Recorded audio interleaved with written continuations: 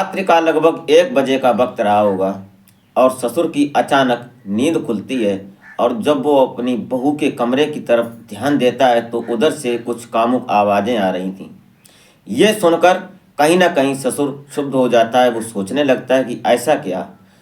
तो उठता है, रात का वक्त था, और धीरे से जब बहू के कमरे की तरफ जाता है तो नज़ारा देखकर ससुर के पैरों तले जमीन खिसक जाती है। क्योंकि बहू जिसको वो अपनी बेटियों से ज़्यादा प्यार करता था और अपनी बेटियों से ज़्यादा उस पर विश्वास करता था, और वही बहू उसकी एक गैर मर्द के साथ आपत्तिजनक स्थिति में संबंध बना रही होती है। यह स्थिति देखकर ससुर आज अपने दिल में ये बात ठान लेता है कि जितना मैंने इसके ऊपर विश्वास किया उतना ही इसने मेरे विश्वास का खून किया। आज ससुर ने यह ठान लिया, और जब वो सुबह थाने पहुंचता है तो सारी दास्तां बयां करता है अपने बेटे के कत्ल की।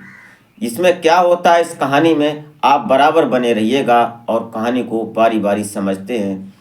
आशा करते हैं कि आप अपने परिजनों के साथ जहां भी होंगे खुश होंगे, मस्त होंगे।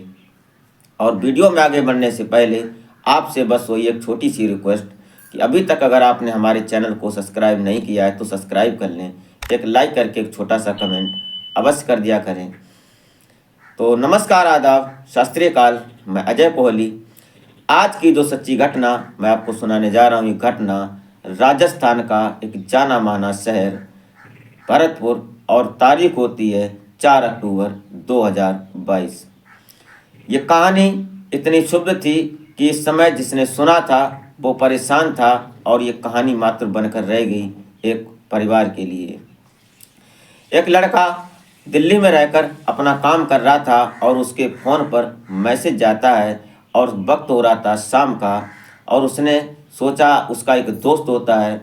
दरअसल ये भोला भोला उर्फ भागेंद्र, इसका एक दोस्त होता है दीपक। अब ये दोनों लोग बैठे अपने कमरे में खाना खा रहे थे, तभी व्हाट्सएप पर एक मैसेज पहुंचता है कि तुमसे बहुत मिलने का दिल कर रहा है, तुम कब आओगे।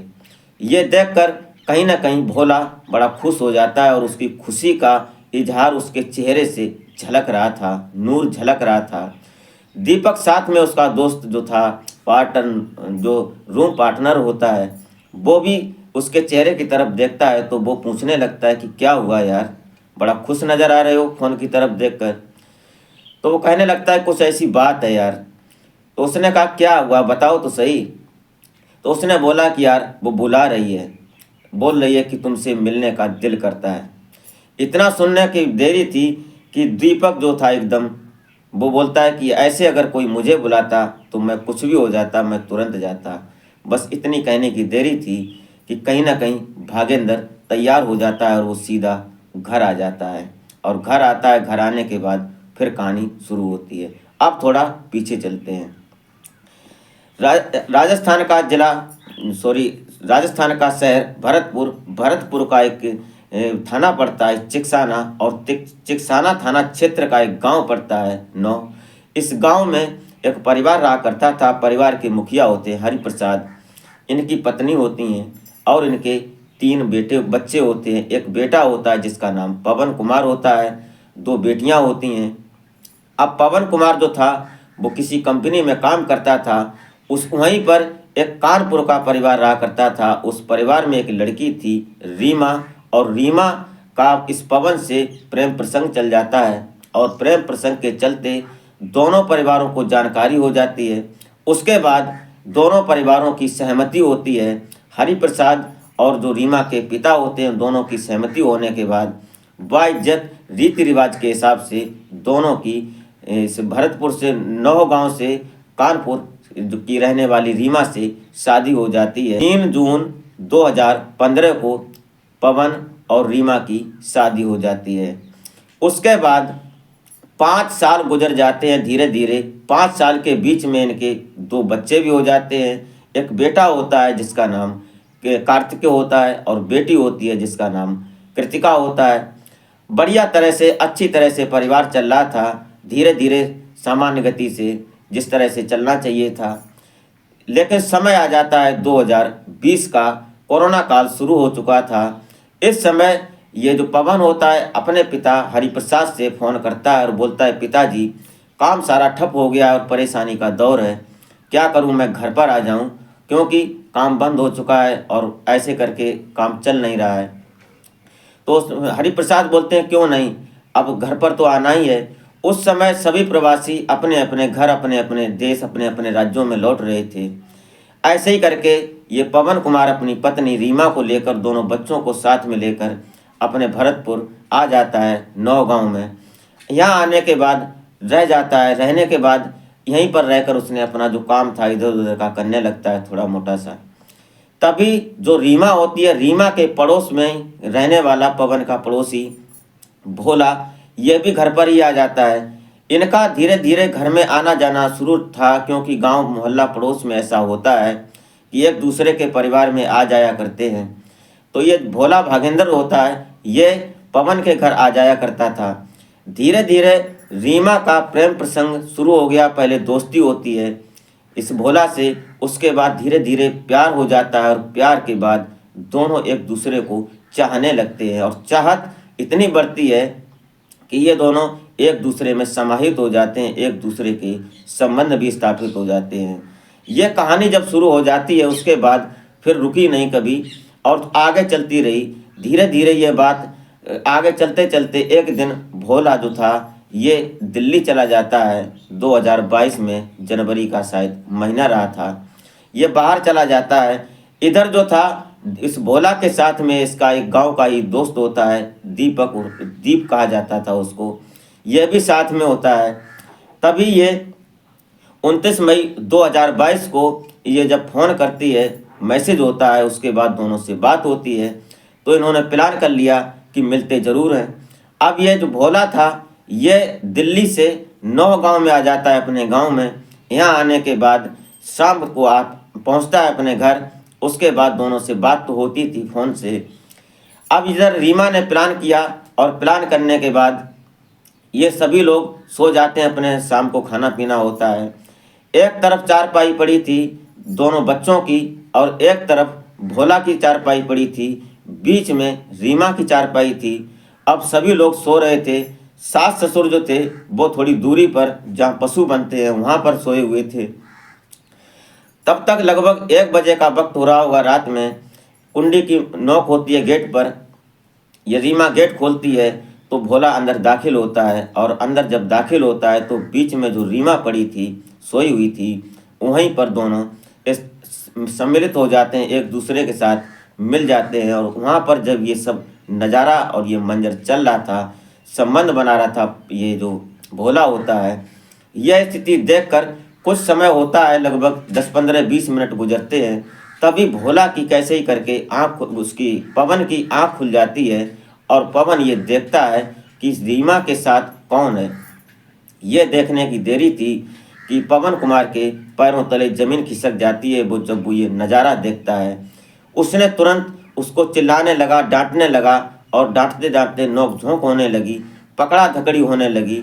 और शांत स्वभाव से हो रही थी ये सब बात, क्योंकि रीमा अपने पति पवन के पैरों में पड़ी थी। वो बोल रही थी, हमसे गलती हो गई, अब नहीं करूँगी ऐसा। लेकिन जो भोला था वो उसके मुंह को दाब रहा था, क्योंकि वो हट्टा कट्टा जवान था भोला। और भोला उसके मुंह को दावे दावे उसकी गर्दन को भी पकड़े हुए था।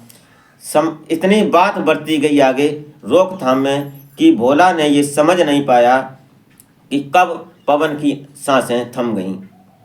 इतनी देरी थी, लगभग 10-5 मिनट तक ये सब मंजर चलता है, पकड़ा धकड़ी, रोका थामी। और उसके बाद जो पवन था उसकी सांसें रुक जाती हैं। जब वो अचेत हो जाता है, नीचे गिरता है। नीचे गिरने के बाद रीमा उसको जगाने की, हिलाने की कोशिश करती थी, लेकिन उसकी सांसें नहीं थी उसके पास जो कि वो कुछ जवाब देता।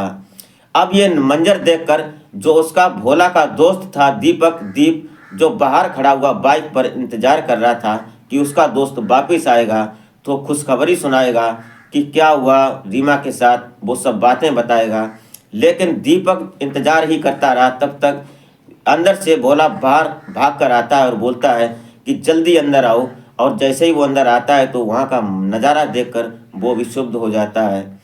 तुरंत उसको कपड़े में लपेटते हैं, उसी चद्दर से जो उसकी चारपाई पर थी उस चादर को लपेट कर तुरंत बाइक पर रखते हैं और दूर चल रही एक नहर में ले जाकर उसी चादर में एक बोरी में डालकर एक बड़ा सा पत्थर डालते हैं और नहर में फेंक देते हैं।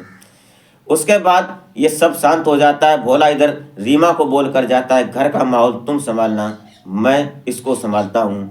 जब उसको दफन कर देते हैं उसके बाद अब जो सुबह उसका पिता उठता है हरि प्रसाद, वो देखता है कि बेटा पवन नहीं है।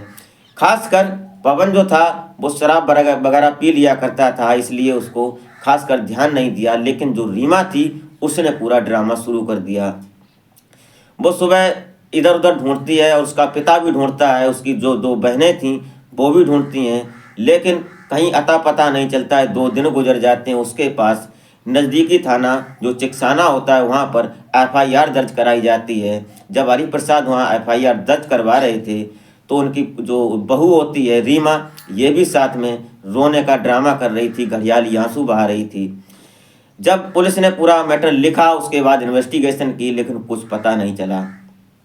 2-3 महीने गुजरते हैं, अक्टूबर आ जाता है। 16 अक्टूबर 2022 को जब रीमा फ़ोन करती है, मैसेज करती है पवन को, उसको भोला को, तो भोला जब यहाँ पर आता है उसके बाद जब ससुर ने ये मंजर देखा कि उसकी बहू, जब भी उसकी पुलिस उस रीमा से पूछताछ करती थी तो ससुर ये साफ बोल देता था कि मैं अपनी दोनों बेटियों पर जितना विश्वास करता हूँ उतना ही मैं अपनी बहू पर, अपनी बेटियों से ज़्यादा विश्वास करता हूँ।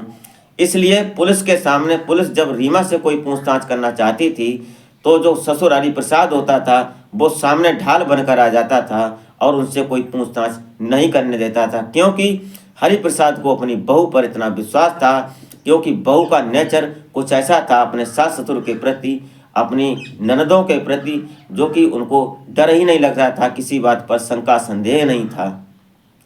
लेकिन जब हरिप्रसाद ने रात को देखा कि उसकी बहू, उसके जो एक पड़ोसी है भोला, उसके साथ आपत्तिजनक स्थिति में है, तो फिर वो कहीं ना कहीं आज उसने फैसला कर लिया कि मैं पुलिस को सारी दास्तान सुनाऊंगा, सारी बयान बखान करूंगा।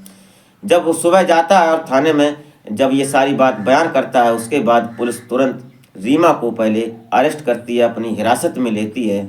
तो रीमा कहीं ना कहीं बात छुपाने की कोशिश कर रही थी, लेकिन तभी पुलिस ने जब अपने पुलिसिया अंदाज में पूछा उससे तो रीमा टूट जाती है और तोते की तरह सारी बात कबूल कर लेती है, बोलने लगती है। उसके बाद तुरंत पुलिस रीमा को तो हिरासत में ले ही रखा था, भोला उर्फ भागेंद्र, उसको भी पुलिस हिरासत में जब पुलिस उसको पकड़ती है, उसके बाद जब भोला से पकड़ने के बाद फिर पता चलता है कि दीपक भी साथ में था, तो दीपक को भी साथ में लिया जाता है। तीनों लोगों को पुलिस अपनी कस्टडी में लेती है और उनके ऊपर चार्जशीट लगाकर न्याय के लिए जो जजमेंट होता है वो होने के बाद मान्य कोर्ट के समक्ष पेश कर दिया जाता है। आज ये तीनों पुलिस हिरासत में हैं। दोस्तों, एक थोड़े से देरी के लिए, थोड़े से मज़े के लिए एक परिवार का तहस नहस हो गया। अब उन दोनों बच्चों का क्या होगा? उन दोनों बच्चों के लिए सरकार और उनका परिवार परेशान है कि उन दोनों बच्चों को उन सास ससुर के साथ, बूढ़े जो बुजुर्ग माता पिता हैं उनके पास, उनके आश्रित छोड़ दिया गया है। ऐसे परिवार का विनाश हो जाता है, ऐसे परिवार को टूटने में देर नहीं लगती है। खासकर आज के संदेश में मैं सिर्फ यही कहना चाहूँगा कि पति पत्नी का जो रिश्ता है वो सिर्फ एक विश्वास का है और पति पत्नी को ये समझना चाहिए कि एक दूसरे के लिए ही बने हैं और एक दूसरे में ही कंप्रोमाइजिंग जरूरी है। अगर कोई बात बनती है, एक दूसरे को समझ नहीं पा रहे हैं, तो तसल्ली से अपने परिवारीजनों के साथ बैठकर इस बात को हैंडल करें कि किसी के पति से ये गलती हो रही है, पत्नी से ये गलती हो रही है, तो शायद जुर्म थम सकता है। लेकिन आज के समय में ऐसा बहुत मुश्किल आता है। तो दोस्तों, ये रही कहानी। आपको इस कहानी के माध्यम से इस कहानी में क्या कहना है वो बात आप कमेंट में ज़रूर लिखें। दरअसल इस कहानी को सुनाने का उद्देश्य किसी को परेशान या हैरान करना नहीं होता है, नहीं किसी के दिल को ठेस पहुंचाना होता है। सिर्फ और सिर्फ एक सामाजिक संदेश होता है ताकि हम और हमारा समाज जागरूक रह सके। तो आशा करते हैं कि आप अपनों का और अपनों का ख्याल रखेंगे। तो मिलते हैं फिर नेक्स्ट वीडियो में, तब तक के लिए